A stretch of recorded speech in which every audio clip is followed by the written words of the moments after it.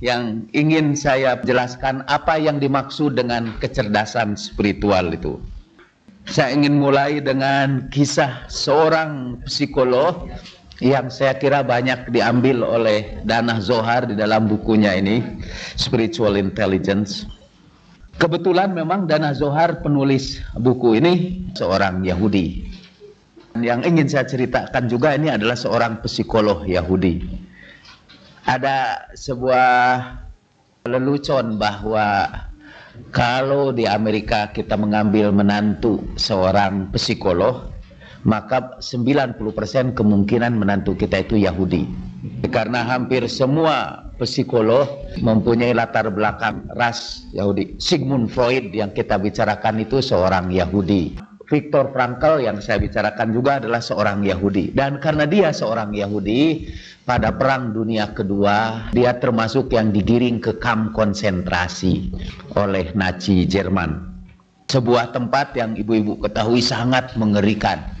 Ketika setiap hari ribuan orang dimasukkan ke kamar gas dan dibunuh dengan gas yang beracun.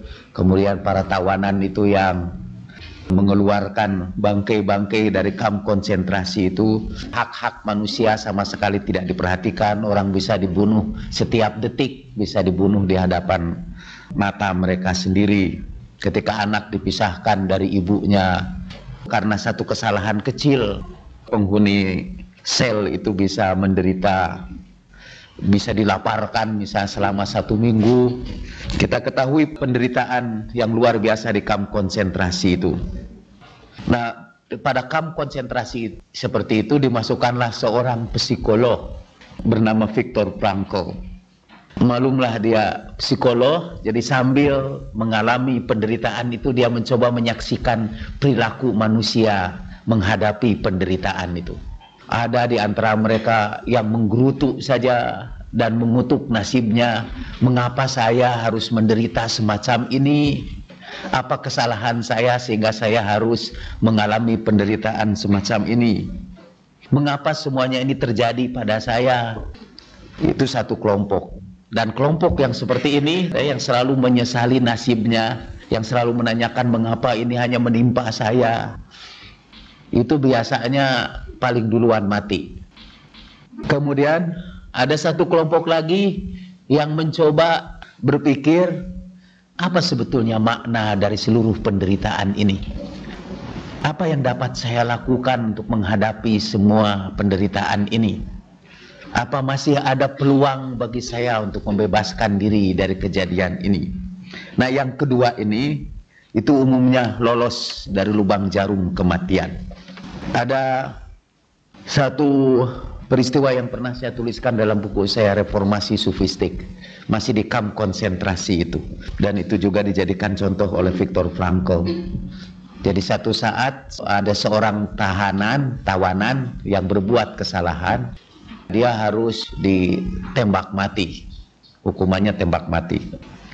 Tapi sebelum dia ditembak mati, dia menjerit, kalau saya mati gimana ini nasib anak istri saya?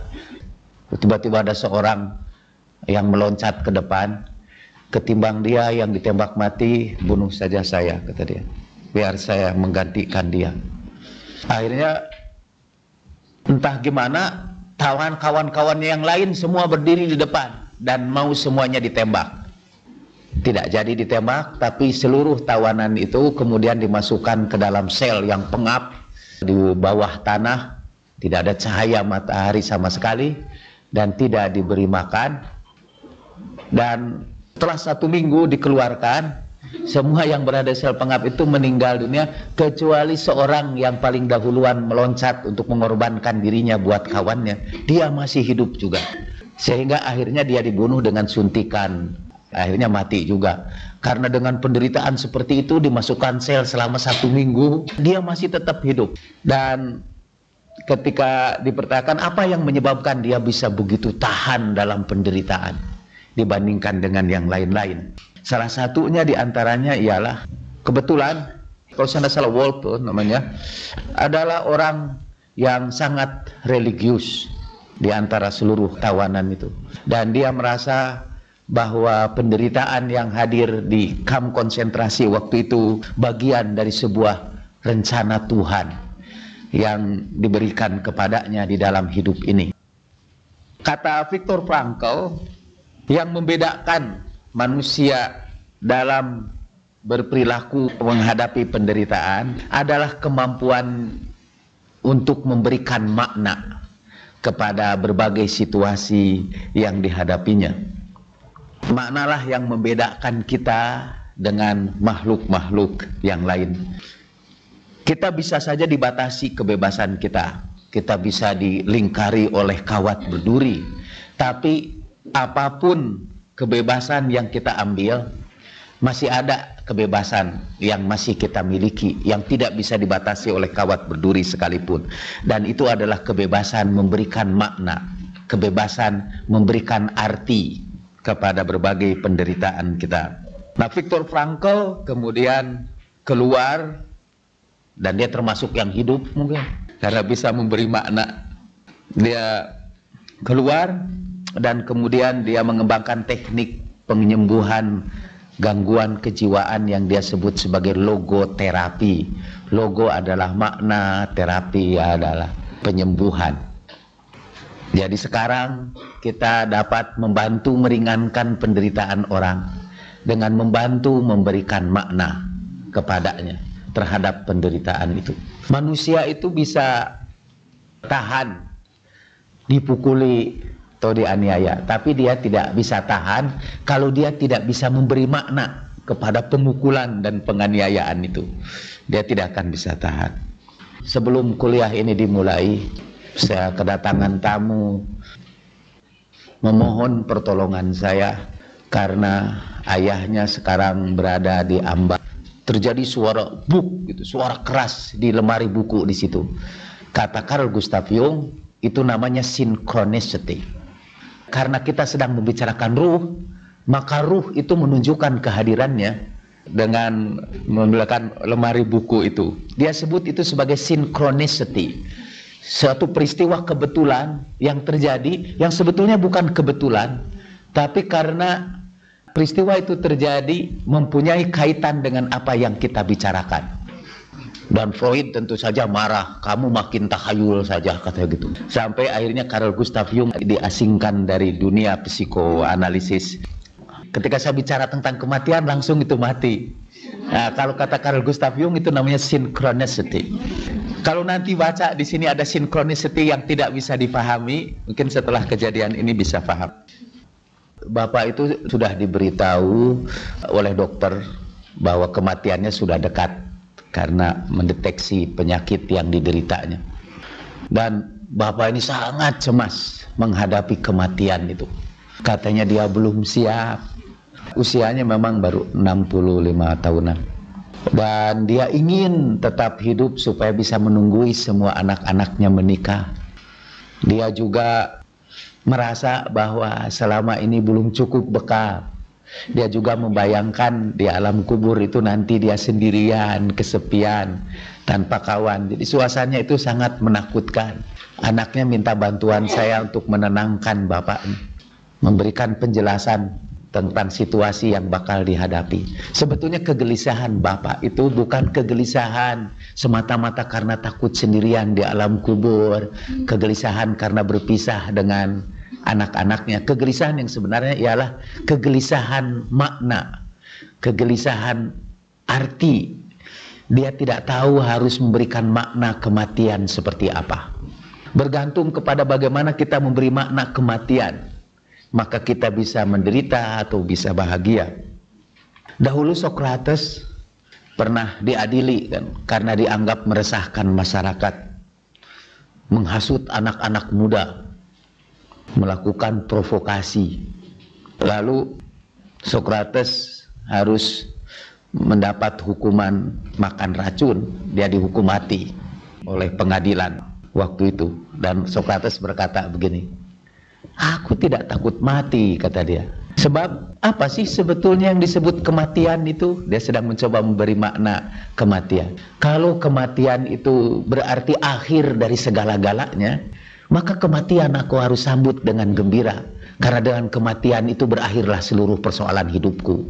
Aku tidak bakal diganggu lagi oleh istriku yang cerewet, kata dia. Aku tidak bakal diganggu lagi oleh para penagih utang. Jadi kematian justru adalah peristirahatan yang abadi ketika seluruh persoalan habis dengan sendirinya. Atau kematian itu hanyalah perpindahan dari alam ini ke alam yang lain. Kalau itu pun aku harus sambut dengan gembira. Karena dengan kematian itu nanti aku akan bergabung dengan para pemikir-pemikir yang terdahulu. Nanti aku bisa melanjutkan diskusi-diskusiku dengan mereka di alam gaib sana. Jadi Sokrates berusaha memberikan gambaran apapun makna kematian yang diberikan itu buat dia adalah sesuatu yang dia tunggu-tunggu, yang dia sambut dengan gembira. Kembali lagi kepada Viktor Frankl, manusia ini tidak akan tahan hidup tanpa mampu memberikan makna. Dan yang kita sebut kecerdasan spiritual yang kita bicarakan di sini adalah kemampuan untuk memberi makna itu. Bukan IQ itu yang memberikan makna ke dalam hidup kita ini. IQ itu hanya mampu memberikan kepada kita jawaban terhadap persoalan-persoalan logis, persoalan-persoalan rasional. Makna itu tidak ada kaitannya dengan persoalan rasional. IQ misalnya bisa membantu kita untuk memecahkan persamaan kuadrat ketika kita mengerjakan matematika. Kemudian EQ yang pernah kita bicarakan hanya membantu kita untuk mengatasi masalah-masalah emosional di dalam hubungan interpersonal di antara kita. Tapi untuk memberikan makna kita memerlukan satu kecerdasan, yaitu kecerdasan spiritual. Salah satu definisi kecerdasan spiritual untuk sementara sekarang ini adalah kemampuan untuk memberikan makna. Ketika kita memberikan makna kepada berbagai kejadian, makna kita ini bisa bagus, bisa jelek, bisa tinggi nilainya atau bisa rendah nilainya, bergantung kepada tingkat kecerdasan spiritual kita.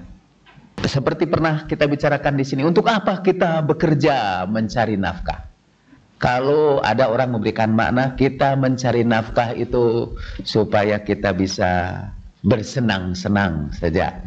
Itu tingkat pemberian maknanya, kualitasnya lebih rendah ketimbang orang merekam, saya mencari nafkah itu supaya saya bisa membantu keluarga saya bisa menghidupi tetangga-tetangga saya bisa memberikan sesuatu yang berarti bagi orang di sekitar saya. Dia memberikan makna jauh lebih tinggi daripada kawan kita yang satu lagi. Kalau saya tidak salah, Stephen Covey itu yang pernah bercerita ketika dia mendidik para eksekutif supaya dia bekerja keras.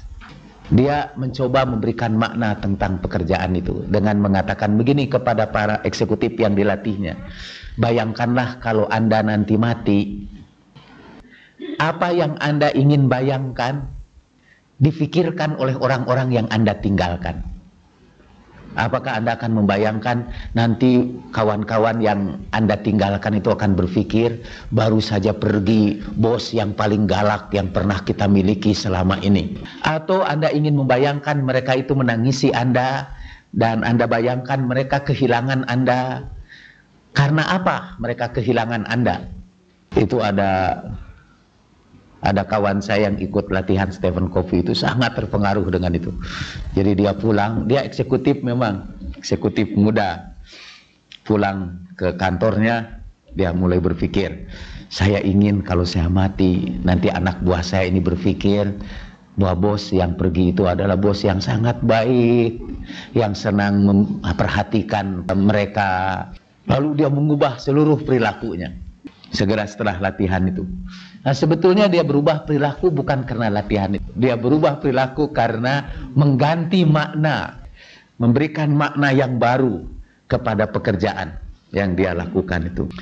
Kecerdasan spiritual sekali lagi adalah salah satu di antaranya kemampuan kita untuk memberikan makna yang bernilai dalam berbagai peristiwa kehidupan kita.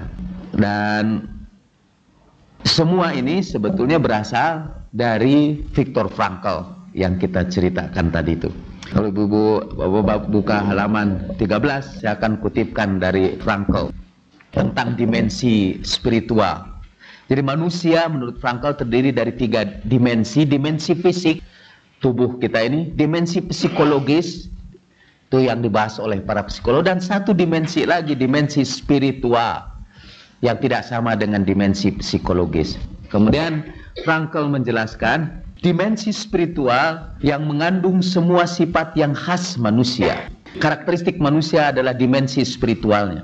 Seperti keinginan kita untuk memberi makna, orientasi tujuan kita, kreativitas kita, imajinasi kita, intuisi kita, keimanan kita, visi kita akan menjadi apa? Kemampuan kita untuk mencintai di luar kecintaan yang fisiopsikologis, kemampuan mendengarkan hati nurani kita di luar kendali superego, selera humor kita. Di dalamnya juga terkandung pembebasan diri kita atau kemampuan untuk melangkah keluar dan memandang diri kita. Dan transendensi diri atau kemampuan untuk menggapai orang yang kita cintai atau mengejar tujuan yang kita yakini. Dalam dunia spirit kita tidak dipandu, kita adalah pengambil keputusan. Reservoir kesehatan ada pada setiap orang apapun agama dan keyakinannya. Sekali lagi kalau kita baca ini saya juga tidak paham. Tapi kembali lagi, yang dimaksud dengan kecerdasan spiritual adalah keinginan kita untuk memberikan makna atau untuk menunjukkan arah kemana kita ini akan pergi. Kecerdasan spiritual adalah kemampuan untuk menjawab pertanyaan Tuhan di dalam Al-Quran. Fa'aina tazhabun? Mau kemana kalian ini? Where are you going? Quo vadis? Setelah itu Tuhan berkata, fa'aina tazhabun in huwa illa dzikrul lil alamin faman syaa'a minkum ayyastaqim. Mau kemana kalian ini? Dalam perjalanan hidup itu sebetulnya tujuan kalian itu apa? Mau kemana kalian ini? Mau berangkat kemana? Pada waktu wukuf di Arafah kemarin itu saya ajak orang untuk berhenti sebentar di Arafah. Berhenti itu dalam bahasa Arabnya wukuf. Tempat wukuf dalam bahasa Arabnya mauqif, dan Arafah adalah mauqif. Tapi di dalam bahasa Arab modern mauqif artinya juga terminal, tempat berhentinya kendaraan. Jadi di Arafah itulah sebetulnya saya ajak hadirin untuk berhenti sebentar, merenungkan mau kemana hidup kita ini. Kita sudah habiskan puluhan tahun dari kehidupan kita itu untuk mengejar cita-cita yang tidak jelas. Mungkin awalnya kita kejar itu karir, tapi setelah kita habiskan seluruh usia kita untuk mengejar karir, kita berhenti sebentar. Apakah hanya untuk karir itu saja seluruh kehidupan ini kita korbankan? Tidakkah kita mencari tujuan yang lebih jauh dari itu? Fa'aina tazhabun? Mau kemana ini kalian pergi nih? Sebab kalau yang kita kejar itu karir itu akan berhenti. Ada batasnya itu karir itu. Di perguruan tinggi kalau sudah jadi guru besar, udah berhenti itu karir. Mau jadi apa lagi?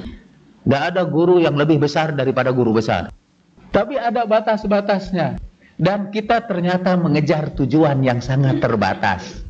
Ada seorang bapak ini, pensiunan, yang kebetulan juga berangkat haji dulu bareng sama saya. Dulu, bukan kemarin.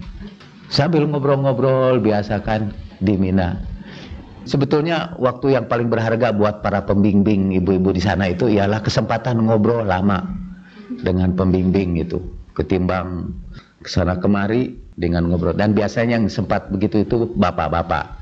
Satu karena pembimbingnya juga seorang bapak, jadi dia tentu tinggal beserta bapak-bapak. Yang kedua karena ibu-ibu biasanya lebih sibuk mengejar makna kehidupan itu. Sang bapak ini yang pensiunan itu berkata, dulu saya bekerja keras untuk bekal masa pensiun ini. Di dulu itu kalau dia ditanya, fa'aina tazhabun? Mau kemana kamu ini? Saya lagi mengumpulkan bekal untuk masa pensiun saya. Nah, sekarang dia sudah memasuki masa pensiun. Dia sudah punya sebuah pasar swalayan lah hasil kerjanya masa muda itu, dan dia sudah menikmati hari-hari akhirnya itu. Dan sekarang Tuhan masih tetap tanya itu, fa aina tazhabun, sekarang mau kemana lagi? Ada dia juga tersentak, benar sekarang ini apa yang harus saya lakukan, katanya. Sebetulnya waktu itulah dia harus mempertanyakan makna tujuan akhirnya, dan dia harus mengakses anugerah Tuhan yang diberikan kepadanya, yaitu kecerdasan spiritual ini. Selama ini yang dia kembangkan mungkin kecerdasan intelektual dia, kecerdasan emosional dia. Kecerdasan emosional itu yang diperlukan untuk menjalin hubungan baik, koneksi yang sangat penting di dalam bisnis kan. Lebih penting dari kecerdasan intelektual. Orang yang cerdas secara intelektual biasanya gagal di dalam bisnis. Orang yang pinter-pinter jarang berhasil di dalam bisnis. Orang yang kecerdasannya rata-rata lah yang berhasil di dalam bisnis.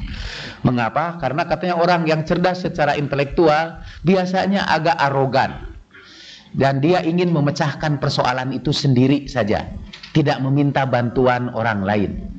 Padahal dalam kehidupan kita memerlukan bantuan banyak orang untuk memecahkan persoalan itu. Bapak yang pensiun itu tadi sebetulnya sedang mempersoalkan makna hidup dia ini. Alangkah rendahnya ini kalau tujuan kita ini selama ini hanya untuk mengejar masa pensiun yang tahunannya bisa dihitung gitu. Kata Al-Quran, ayyamam ma'dudat, hanya hari-hari yang bisa dihitung. Sayang sekali kalau seluruh kerja keras kita itu hanya akan dihabiskan untuk hari-hari yang bisa dihitung itu. Sudah bisa dihitung, hari-hari itu diganggu lagi dengan berbagai penyakit, sehingga kita tidak bisa menikmati masa pensiun itu dengan sebaik-baiknya. Fa'aina tazhabun, mau kemana kalian itu pergi? Nah, pertanyaan ini itu sebetulnya yang dijawab oleh kecerdasan spiritual. Kita kembali lagi kepada Sigmund Freud. Kata Freud, manusia ini terdiri dari 3 dimensi jiwa manusia itu. Satu adalah pusat hawa nafsu yang dia sebut id. Hawa nafsu itu adalah sumber energi. Sebetulnya kita bergerak karena dorongan hawa nafsu. Sekiranya kita tidak punya hawa nafsu, kita ini diam, tidak bergerak. Itulah yang mendorong kita hidup. Masa kanak-kanak adalah masa ketika id itu dominan. Masa kanak-kanak adalah masa ketika anak itu mengejar-ngejar kesenangan saja. Di dalam istilah Freud, id itu bergerak berdasarkan prinsip kesenangan, pleasure principle. Dan anak-anak hidup dalam satu proses tahap perkembangan hanya untuk mengejar-ngejar kesenangan saja. Kalau anak itu ingin menyusu, tapi kemudian susu yang ingin disedotnya tidak ada, dia gantikan susu itu dengan ibu jarinya, kata Freud. Anak tidak bisa hidup tanpa memenuhi keinginannya dengan segera.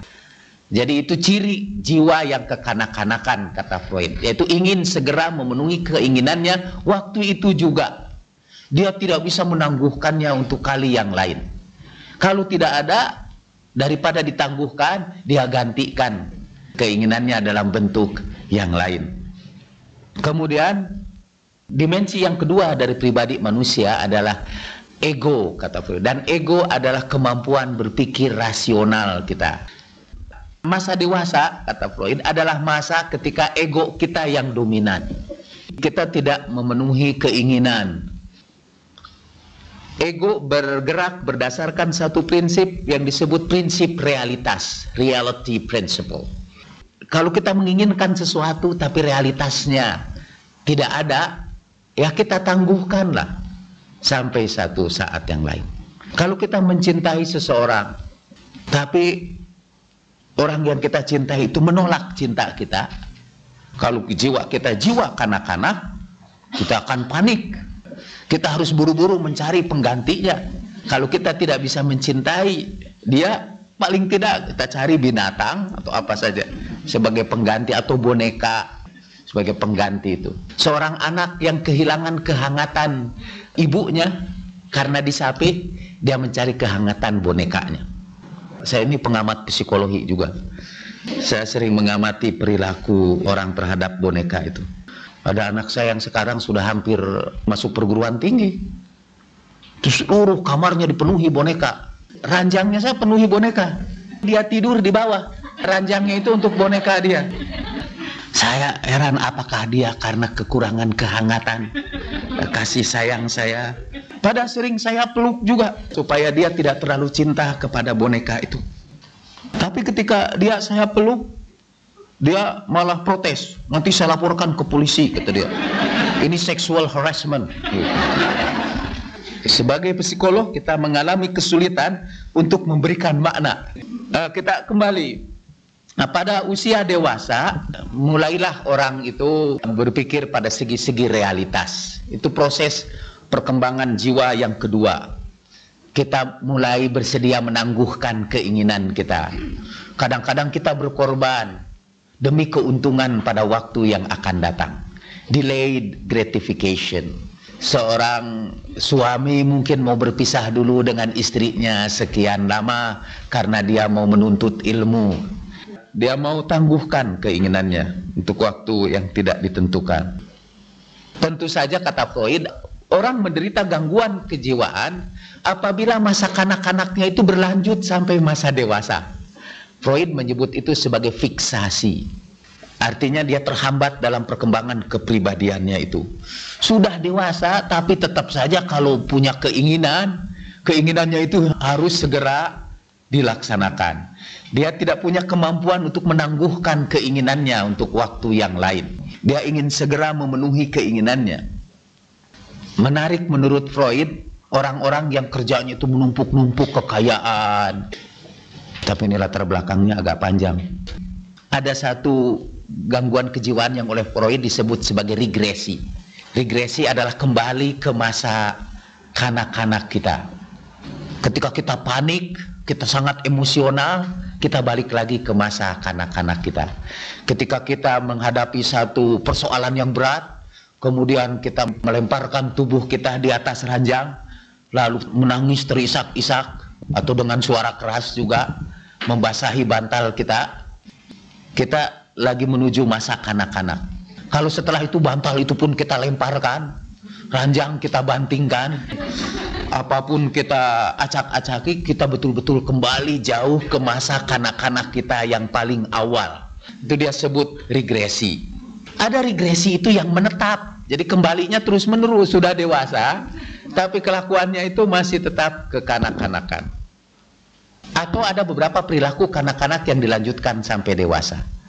Dulu anak-anak itu ketika dilanda kecemasan, mereka buru-buru datang ke pangkuan ibunya, menyusu, dan ketenangan datang lagi kepadanya. Tapi kemudian ibunya menyapih dia, menjadi sebuah trauma pertama dalam kehidupan, kata Freud, yaitu ketika kita harus disapih dari ibu kita. Ketika itu kalau kita menderita, kita sebetulnya mau menyusu tapi tidak bisa menyusu karena sudah disapih. Maka seperti itu kita akhirnya gigit jempol kita. Kebiasaan gigit ini berlangsung sampai masa dewasa juga.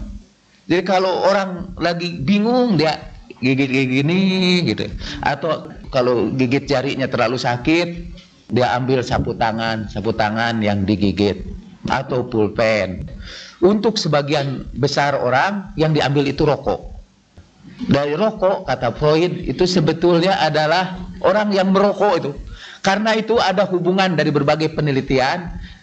Makin tinggi tingkat stres, makin besar jumlah rokok yang dia isap. Karena rokok itu mengobati stres dia. Udah saya lagi mikir nih, makanya merokoknya makin banyak. Kata Freud itu merokok itu sebetulnya adalah perilaku kekanak-kanakan yang dipertahankan sampai dewasa. Tentu saja bapak-bapak boleh percaya atau tidak itu ya. Itu bergantung kepada kita memberikan makna. Cuma saya percaya itu.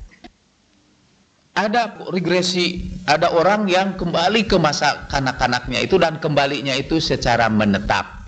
Itu yang dia sebut fiksasi. Itu terjadi misalnya ketika orang mengumpulkan kekayaan itu, mengumpulkan kekayaan, dan dia menikmati kekayaan itu bukan dari menggunakan kekayaan itu, tapi dari mengumpulkannya, memperbanyak itu. Kata Freud itu sebetulnya kembali kepada masa kanak-kanak yang paling awal. Dahulu kata Freud, ketika anak itu masih dalam periode setahunan, 2 tahunan, ketika orang tuanya mengajarkan kepada dia perilaku toilet, anak-anak itu seringkali mengalami kenikmatan besar untuk berlama-lama di toilet. Dia senang menikmati tumpukan kotoran itu yang keluar itu. Dia senang. Kalau di kampung sih, karena biasanya anak itu mempermainkan juga itu ya. Ada satu kenikmatan melihat tumpukan kotoran itu. Kenikmatan itu masuk ke alam bawah sadar dia. Setelah dia dewasa, setelah egonya dominan, tentu saja egonya akan mengatakan itu kekanak-kanakan itu, mempermainkan kotoran itu. Maka kotorannya diganti sekarang dalam bentuk kekayaan, dalam bentuk harta. Ajaib itu. Freud yang tidak percaya kepada Tuhan itu sangat sufi itu. Menurut Freud, kekayaan, kesenangan mengumpulkan kekayaan itu yang nanti dikembangkan oleh Erich Fromm kalau saya tidak salah, yang dia sebut sebagai nafsu having. Ada 2 pola hidup manusia itu, ada yang having, memiliki, dan ada being, menjadi. Jadi ada yang menikmati kehidupan itu dari memiliki saja, bukan dari menjadi. Itu juga rada sulit. Tapi karena itu cirinya psikologi kan, bikin sulit yang biasa-biasa saja. Dalam bahasa Inggris sekarang ini, hampir semua kata kerja menggunakan kata have, yang artinya mempunyai. Berbicara yang mestinya I talk menjadi I have a talk. Berjalan yang mestinya cukup saja I walk, mereka menjadi I have a walk. I have a sleep, I have a rest, I have a go. Semua pakai I have. Itu kata Erich Fromm menunjukkan kebiasaan orang modern yang berlebih-lebihan dalam mencintai pemilikan. Sampai hubungan suami istri juga dengan hubungan having. My wife, she is my wife. Dia istri kepunyaanku gitu. He is my husband. Jadi hubungan suami istri pun hubungan having, hubungan memiliki, bukan hubungan being. Akhirnya orang berlomba-lomba untuk memiliki. Dan kebahagiaan hidup dihitung dari jumlah yang kita miliki, dari jumlah yang kita punyai. Masih kata Erich Fromm, saya pernah dikritik oleh Pak Arif Rahman Hakim. Oh, enggak benar itu, betul. Tapi sebelum tahu apa yang disebut tidak benar oleh Pak Arif itu, saya menyebutkan sebetulnya kita, contoh dari Erich Fromm sebetulnya kan kita bisa menikmati taman dengan datang di taman-taman kota. Tamannya jauh lebih besar, udaranya lebih segar. Tapi ada banyak orang menghabiskan uang jutaan dolar untuk membangun taman di rumahnya sendiri. Mengapa taman di rumahnya sendiri itu lebih dia nikmati ketimbang taman di taman kota? Karena taman kota itu bukan kepunyaan dia, sementara taman di rumahnya itu adalah kepunyaan dia sendiri. Itu untuk membedakan pola having dengan being. Dahulu ada seorang sufi mandi di pemandian umum di Timur Tengah itu, sampai sekarang ada tempat pemandian umum yang namanya hammam, tempat-tempat mandi umum. Jemaah haji ONH biasa umumnya mandinya di pemandian umum, karena di tempat pemondokan dia itu hanya satu tempat mandi untuk 100 orang. Jadi akhirnya di tempat pemandian umum itu. Dan ada seorang sufi yang dengan bahagia bersyukur karena bisa mandi di pemandian umum. Kata dia, bagaimana tidak kita syukuri, coba katanya ini. Kita bisa mandi, bisa menggunakan gayung, kita bisa membersihkan tubuh kita, dan semuanya tanpa membayar terlalu mahal. Bahkan tidak bayar sih pemandian umum itu. Dibandingkan dengan kalau kita bikin tempat mandi sendiri, kita harus beli toiletnya saja berapa, beli gayungnya berapa, airnya berapa. Jadi kalau bisa kita lakukan katanya tanpa harus kita miliki, kenapa kita harus berpayah-payah dengan memilikinya? Walaupun ini tidak boleh dilanjutkan oleh bapak-bapak yang berpendirian, Untuk apa kawin? Tapi itu di luar pembicaraan. Astagfirullahaladzim. Dalam sebuah hadis kata orang yang haji itu, orang yang baru pulang haji, itu selama 3 bulan dosa-dosanya tidak dicatat oleh malaikat selama dia belum melakukan dosa besar.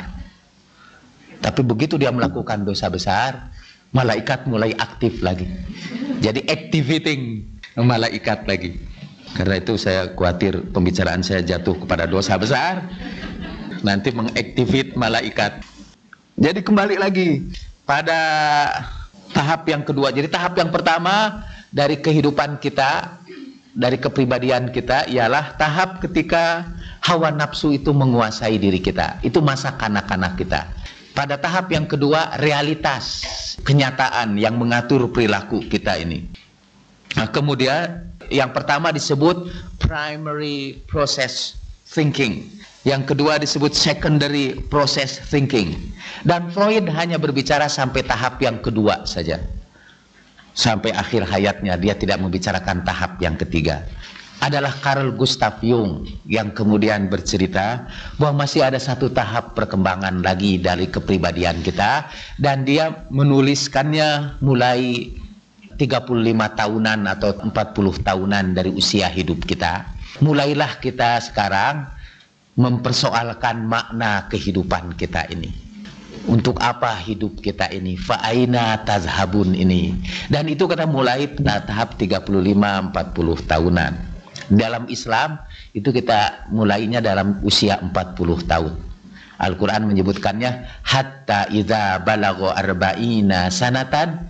Kalau dia sudah sampai usia 40 tahun, dia berdoa, Robbi auzi'ni an ashkura ni'mataka allati an'amta alayya wa ala walidayya wa na'amala salihan tardoh waslih li fi dzurriyyati inni tubtu ilaika wa inni minal muslimin. Kata Carl Gustav Jung, tahap yang ketiga inilah yang memberikan kepada kita arah dari kehidupan kita. Dan sampai pada usia inilah kita mulai diganggu dalam tanda petik oleh persoalan makna hidup ini. Mau kemana perjalanan hidup kita ini? Untuk apa semua yang kita kerjakan selama ini? Dan dalam pembicaraan kita sekarang, itulah masa ketika kita mengaktifkan spiritual intelligence kita, kecerdasan spiritual kita. Kata Danah Johar dalam buku ini, we use SQ, kita menggunakan SQ to deal with existential problems, untuk berhadapan dengan masalah-masalah kehidupan, masalah-masalah eksistensial. Masih kata Jung, apabila pada usia 35 sampai 40 tahunan ke atas itu kita masih mempersoalkan itu, mengejar-ngejar kesenangan hidup, masih ingin memenuhi kesenangan-kesenangan fisik, atau kecintaan-kecintaan kita masih kecintaan-kecintaan sensual, kita mengalami fiksasi juga, mengalami hambatan dalam perkembangan kepribadian. Lebih bahaya lagi kata Jung, kalau kita tidak bisa menjawab masalah eksistensial pada usia seperti itu, kita akan mengalami gangguan psikologis, gangguan-gangguan kejiwaan. Makalah saya ini dimulai dari seorang yang menderita gangguan psikologis dan dibawa kepada psikolog, dan menurut psikolog dia penderita skizofren lah, semacam gangguan kejiwaan. Padahal sebetulnya dia tidak menderita gangguan kejiwaan, dia menderita gangguan spiritual. Persoalan dia bukan persoalan psikologis, tapi persoalan ruhaniah. Sayangnya kata psikologi waktu itu belum bisa membicarakan itu. Sampai akhirnya orang yang gila ini nanti jadi psikolog dia. Karena di dalam periode kegilaannya itu dia seperti mendengar suara bisikan. Jadilah kamu seorang healer, kata, seorang penyembuh, seorang pengobat. Dan dia setelah itu sembuh, ajaib. Kemudian dia daftar ke Fakultas Pascasarjana Psikologi. Dia mempelajari psikologi yang lebih dalam lagi. Namanya David Lukoff. Dan kemudian dialah yang memasukkan untuk pertama kalinya dalam buku DSM. DSM adalah buku semacam alkitabnya untuk gangguan-gangguan kejiwaan. Di situ didaftar berbagai penyakit jiwa. Jadi kalau dokter yang biasa punya farmakologi untuk obat-obat tertentu, ini di kalangan psikiatris itu ada DSM yang menyusun daftar berbagai gangguan kejiwaan dengan gejala-gejalanya, dengan treatmentnya gimana. Dan untuk pertama kalinya David Lukoff memasukkan satu jenis gangguan kejiwaan. Macam-macam kan gangguan kejiwaan itu. Yang paling populer di kalangan ibu-ibu dan bapak mungkin paranoida, kan tadi skizofrenia. Ini dia tambahkan satu lagi yang dia sebut religious problems, problem-problem keagamaan. Kalau orang tidak pada usia 35-40 tahunan ke atas tidak bisa menjawab pertanyaan-pertanyaan keagamaan seperti apa makna kematian, untuk apa tujuan hidup kita ini sebenarnya, dia akan mengalami kegelisahan eksistensial, dan itu hanya bisa dijawab dengan mengembangkan kecerdasan spiritual kita. Jadi salah satu definisi kecerdasan spiritual yang sudah saya sebutkan adalah kemampuan kita untuk memberikan makna. Yang kedua, kecerdasan spiritual juga kita pergunakan untuk mengembangkan diri kita, potensi kita sampai tingkat yang tidak terbatas.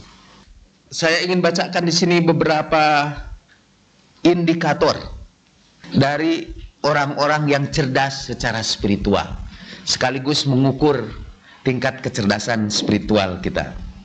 Karena dalam perbincangan kita sebetulnya sekarang kita ingin membicarakan apa tanda-tanda orang-orang yang cerdas secara spiritual intelligence. Tapi sebelum sampai ke situ nih, sambil melihat buku ini.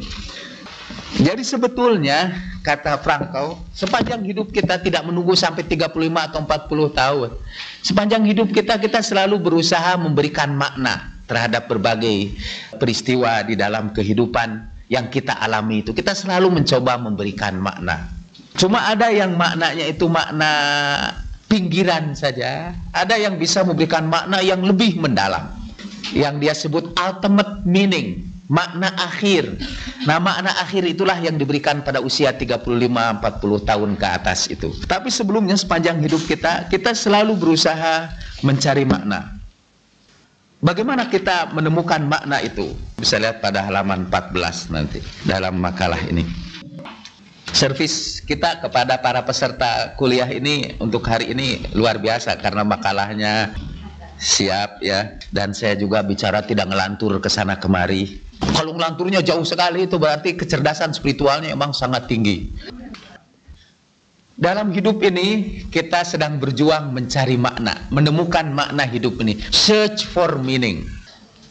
Viktor Frankl bercerita tentang situasi ketika makna itu muncul, membersit, dan kalau kita sudah mampu menemukan makna itu, kita merasa hidup kita bermakna, kita akan mengubah jalan hidup kita.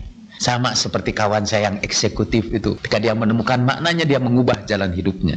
Nah, kapan kata kita berhasil menemukan makna itu? Pertama, makna kita temukan ketika kita menemukan diri kita, self discovery. Dulu katanya ada cerita Rabi'ah kan yang bawa lampu di siang hari. Menurut satu cerita, Rabi'ah ingin mencari orang yang melihatnya saja menyebabkan orang ingat kepada Tuhan. Tapi ada cerita versi lain. Dulu kata di Yunani ada orang juga yang bawa lampu siang hari ke tengah-tengah pasar. Ditanya, mau cari apa kamu ini bawa lampu? Aku mau mencari diri. Kita kadang-kadang tidak tahu siapa diri kita. Who am I? We don't know who I am, who we are. Nah, makna kita temukan setelah kita sadari siapa diri kita ini. Salah satu ciri atau indikator orang yang cerdas secara spiritual adalah kesadaran dirinya. Dia tahu siapa dia ini, apa peran dia dalam hidup ini, apa misi dia. Saya ingin berikan beberapa contoh di sini. Sa'di, penyair besar Iran ini, pernah kehilangan sepatunya di Masjid Damaskus. Ketika ia sedang bersungut-sungut meledakkan kejengkelannya, ia melihat seorang penceramah yang berbicara dengan senyum ceria. Tampak dalam perhatiannya bahwa penceramah itu puntung kedua kakinya. Tiba-tiba ia disadarkan. Segala kejengkelannya mencair. Ia sedih karena kehilangan sepatu. Padahal di sini ada orang yang tertawa ria walaupun kehilangan kedua kakinya. Apa yang dia lihat itu menyadarkan dirinya. Tiba-tiba dia sadar. Dalam kehidupan kita sering menyaksikan sesuatu yang sederhana, tapi tiba-tiba menyadarkan kita. Ada ibu-ibu yang mungkin, Ibu Ida ini bercerita, dan ibu juga. Ada kejadian beberapa waktu yang lalu itu ya. 2 Jumat yang lalu itu ada seorang ibu datang dari tempat yang jauh untuk menghadiri pengajian di rumah Ibu Yanti di Kemang itu. Katanya dalam perjalanan jauhnya itu, ibu itu udah tua. Dia naik bisnya itu beberapa kali katanya, Bu ya. 3 kali ganti-ganti itu. Dan setelah sampai 3 kali dia harus jalan kaki lagi dari tempat perhentian bisnya itu ke rumah Ibu Yanti itu. Dan di jalan dia mungkin karena sakit, dia sudah roboh di jalan itu, sudah duduk menunggu sampai dia kuat kembali. Kemudian dia melanjutkan perjalanan lagi, buru-buru dia masuk ke situ, dan singkatnya cerita, dia meninggal dunia di tempat pengajian itu ya. Disaksikan oleh ibu-ibu yang hadir di sini itu, dan rupanya dia jauh-jauh itu hanya karena dia ingin mati di majelis pengajian.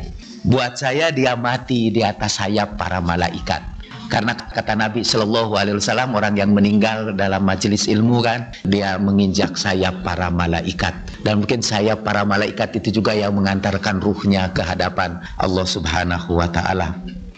Saya kira ibu-ibu yang menyaksikan kejadian itu akan menemukan makna. Tiba-tiba disadarkan bahwa ujung perjalanan kita itu ke sana juga. Dan apakah kita bisa mati seindah seperti kematian dia? Itu menjadi pertanyaan yang memberikan makna kepada kita. Dan Tuhan memang sepanjang hidup kita memberikan berbagai pelajaran, tidak lewat ceramah para mubalik, tapi lewat kejadian-kejadian yang sangat dramatis yang terjadi di hadapan kita, yang menantang kita untuk mencoba memberikan makna kepada tujuan hidup kita. Fa'aina tazhabun ya. Lalu kita juga menyadarkan, seperti ibu itu juga bicara, kita ini kadang-kadang menghadiri pengajian ini berangkat pakai mobil sendiri gitu ya. Itu masih saja kita kadang-kadang malas-malasan. Dia naik kendaraan umum dalam keadaan sakit, pada usia tua, tapi itu semangatnya masih tinggi. Kalau kita kemudian bertanya, kenapa kita tidak memiliki semangat setinggi dia? Kenapa kita langsung putus harapan?